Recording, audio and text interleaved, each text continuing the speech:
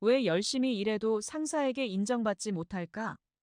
직장인이라면 누구나 한 번쯤 이런 고민을 해본 적이 있을 겁니다. 많은 사람들은 말을 잘하고 적극적으로 어필해야 인정받는다고 생각합니다. 하지만 진짜 신뢰를 얻는 사람들은 필요한 순간에 침묵을 선택할 줄 압니다. 이들은 말의 힘을 믿는 대신 침묵을 통해 신중함과 자제력을 보여주며 존재감을 드러내죠. 이제 직장 내에서 당신을 신뢰받는 사람으로 만들어줄 5가지 침묵의 기술을 소개합니다.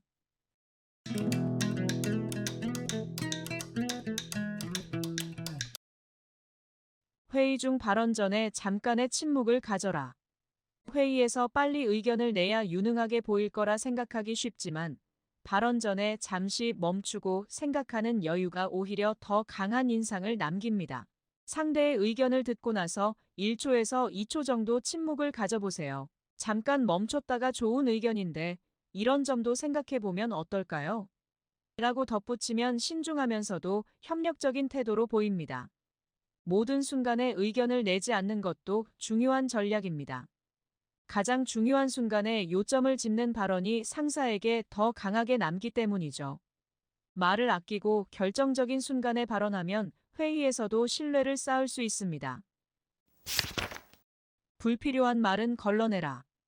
업무 중 동료의 실수를 지적하거나 조언하고 싶은 순간이 오면 잠시 멈추고 자문해 보세요. 이 말을 해서 상황이 나아질까? 침묵은 단순한 무반응이 아닙니다. 자제력과 성숙함을 보여주는 강력한 신호입니다. 말을 줄일수록 동료와 상사는 당신을 더 신뢰하게 되죠. 필요한 순간에만 발언하면 그 말의 무게가 커집니다. 작은 불만이나 쓸데없는 조언을 참아내는 침묵은 타인과의 갈등을 예방하는 동시에 신뢰를 높여줍니다.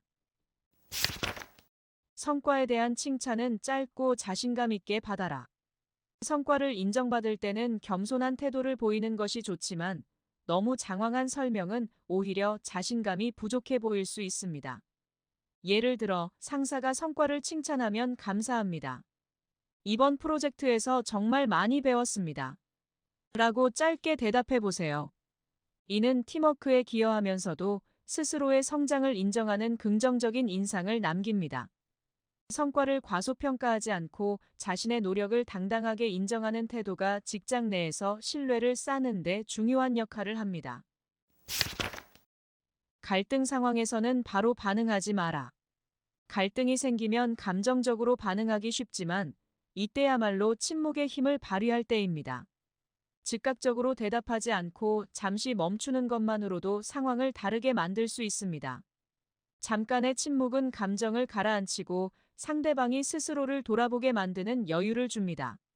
물론 모든 상황에서 침묵이 유효한 것은 아닙니다. 중요한 업무나 부당한 대우와 관련된 문제라면 적절한 시점에 자신의 입장을 차분히 밝히는 것이 필요합니다. 침묵은 갈등을 피하기 위한 도구가 아니라 감정을 조절하고 상황을 더 유리하게 만드는 기술입니다.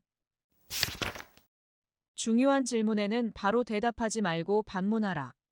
상사가 중요한 결정을 물을 때 바로 대답하는 대신 한 번 더 생각할 여유를 벌기 위해 반문하는 것이 좋습니다.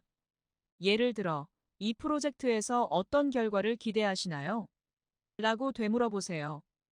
이 작은 질문이 상사가 자신의 기대를 정리하게 만들고 당신을 신중하고 믿음직한 사람으로 보이게 만듭니다. 침묵은 상대의 의도를 파악하고 나의 발언에 더 큰 무게를 실을 시간을 줍니다. 즉각적인 대답 대신 반문을 던지는 습관은 중요한 순간에 깊은 인상을 남기는 방법입니다. 침묵의 기술은 단순히 말을 아끼는 것이 아니라 언제 말하고 언제 멈춰야 할지를 아는 전략입니다. 침묵을 잘 활용하면 당신은 신뢰를 얻고 업무와 인간관계 모두에서 긍정적인 변화를 경험할 수 있을 겁니다. 회의에서 잠시 멈추고 생각해보는 여유, 동료와의 갈등에서 감정을 다스리는 침묵, 성과를 인정받을 때의 간결한 답변 등.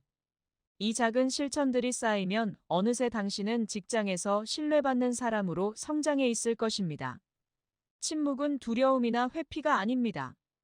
오히려 자신감과 성숙함의 표현이죠. 그 침묵 속에 나의 능력과 가치를 담아보세요. 작은 침묵이 큰 변화를 만들어낼 수 있습니다. 행복사전이었습니다. 감사합니다.